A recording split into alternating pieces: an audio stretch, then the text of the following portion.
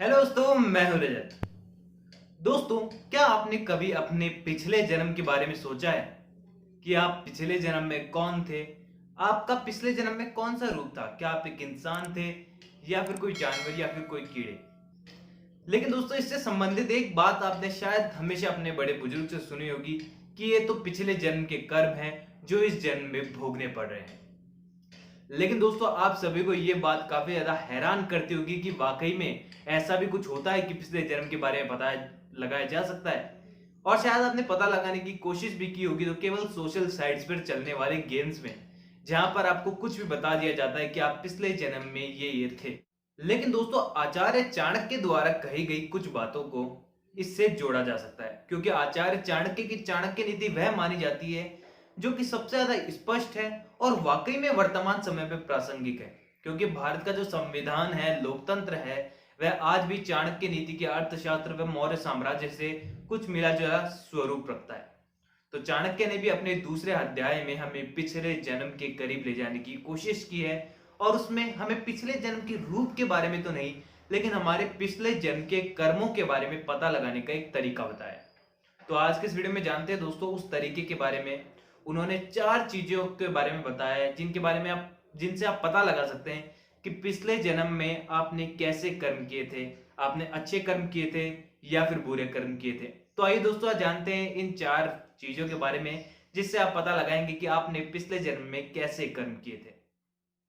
तो दोस्तों, नंबर 1 पे जो चीज आती है वो है भोजन। दोस्तों, भोजन को इस प्रकार से कहें कि भोजन वह वस्तु है जो कि अगर हमें मन पसंद मिल जाए तो हमारा दिन बन जाता है। क्योंकि भोजन ऐसा होता है कि जो हमारा खराब मूड होता है, लेकिन हमें उस खराब मूड में भी मैं मन हमारा मनपसंद भोजन हमें मिल जाए तो हमारा दिमाग एकदम फ्रेश हो जाता है और हम एकदम खुश हो जाते हैं। लेकिन दोस्तों, आचार्य चाणक्य ने बताया है कि अगर आपने पिछले जन्म में अच्छे कर्म किए हैं तो आपको केवल भोजन ही मनपसंद नहीं मिलता, बल्कि उसको पचाने की क्षमता भी मिलती है। दोस्तों, आचार्य चाणक्य ने बताया है, और आज भी हम सभी को ये बात पता है कि भोजन जो होता है वो हमें मनपसंद भले ही क्यों ना मिल जाए, लेकिन दोस्तों निर्भर करती है हमारी पाचन क्षमता। क्योंकि भोजन को पचाने में शरीर की काफी सारी ऊर्जा लगती है।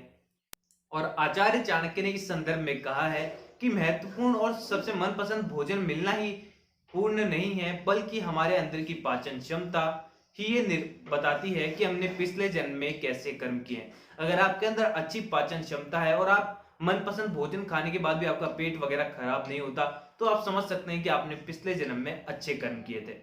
दोस्तों, दूसरी चीज की बात करें तो वह है हमारी लाइफ का सबसे इंपॉर्टेंट पार्ट, जिसके लिए हम मेहनत करते हैं, नौकरी करते हैं, काम पर जाते हैं, पूरी लगन से काम करते हैं। किस चीज के लिए? केवल धन के लिए, पैसों के लिए।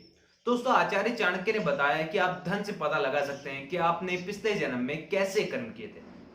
दोस्तों, आचार्य चाणक्य अपने दूसरे अध्याय चाणक्य नीति में बताते हैं कि अगर आपके पास धन की आवक होती है और आपके पास धन रहता भी है, लेकिन वह कुछ ही समय बाद आपसे दूर चला जाता है, यानी आपके पास धन आता है लेकिन आपके पास टिकता नहीं है, तो ये एक पहचान है कि आपने पिछले जन्म में कुछ खास अच्छे कर्म नहीं किए हैं।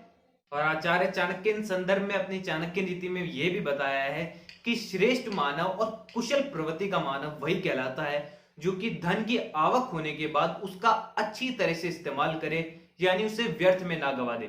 भले ही हमारे पास कितने भी पैसे क्यों ना आ जाए, लेकिन हमें उसे व्यर्थ में खर्च नहीं करना चाहिए। क्योंकि अगर हम व्यर्थ में खर्च करते हैं तो हमारा धन क्षण भर में ही हमसे दूर चला जाता है, और वह पहचान होती है कि हमने पिछले जन्म से लेकर इस जन्म में भी बुद्धिमानी का काम नहीं किया और धन को यूं ही व्यर्थ में कमा दिया। दोस्तों, तीसरे नंबर पे बात करते हैं हम चाणक्य ने जिनके बारे में बताया है, वो है जीवन साथी। दोस्तों, आचार्य चाणक्य ने बताया है कि आपके पिछले जन्म के कर्मों पर निर्धारित होता है कि आपको किस प्रकार का जीवन साथी मिलेगा। दोस्तों, चाणक्य ने बताया कि अगर आपका जीवन साथी आपके अनुकूल है, आपके विचारों से मेल खाता है, तो यह आपके पिछले जन्म के अच्छे कर्मों का ही परिणाम है। और दोस्तों, लास्ट यानी नंबर 4 जिससे आप पता लगा सकते हैं कि आपने पिछले जन्म में कैसे कर्म किए होंगे, दोस्तों वह है दान पुण्य की भावना। दोस्तों, बहुत से ऐसे लोग होते हैं जो कि धन समृद्ध होते हैं, जिनके पास काफी अच्छा धन होता है, लेकिन दोस्तों जब भी दान पुण्य की बात आती है, हमारे पास धन होते हुए भी हमारा हाथ आगे जाते जाते रुक जाता है। तो आचार्य चाणक्य ने इस संदर्भ में बताया है कि समृद्ध होने के बावजूद भी दान पुण्य की भावना में कमी और दान पुण्य करते समय अपने आप को पीछे की ओर धकेलना, ये हमारे पिछले जन्म के कर्मों का ही परिणाम है। यानी कि अगर आपके पास धन कितना भी हो, लेकिन अगर आप में दान पुण्य की भावना है तो आपने पिछले जन्म में अच्छे कर्म किए हैं, और अगर आप दान पुण्य कर रहे हैं तो आप इस जन्म में भी अच्छे कर्म कर रहे हैं, ये तो कंफर्म हो जाता है। अब दोस्तों आपके इस बारे में क्या विचार है मैं जानना चाहूंगा कमेंट्स में। लेकिन दोस्तों मेरा इस बारे में यही मानना है कि शायद हमारे पिछले जन्म के कर्म जानने से कुछ भी फायदा नहीं होने वाला। अगर हम इस जन्म में ही कुछ दान पुण्य की भावना रखें तो ही हम आगे बढ़ सकते हैं। भले ही वह हमारा दान किस प्रकार का भी हो, चाहे हम दिन में गाय को या कुत्ते को एक रोटी भी खिलाते हैं तो वह सबसे बड़ा धर्म माना जाता है। दोस्तों आपके इस बारे में क्या विचार है कमेंट जरूर बताइएगा, और अपने ओपिनियन मेरे साथ इंस्टाग्राम पर भी शेयर कर सकते हैं। और बताइए मुझे कि आपको वाकई में लगता है कि हम इन 4 चीजों से जान सकते हैं अपने पिछले जन्म के कर्मों के बारे में। कमेंट बताइए जवाब, और कीजिए चैनल को सब्सक्राइब और बेल आइकन दबाना ना भूलें ताकि वीडियोस के नोटिफिकेशन भी आपके पास पहुंच जाएंगे। अगली वीडियो फिर से लौटूंगा, जब तक के लिए थैंक यू दोस्तों।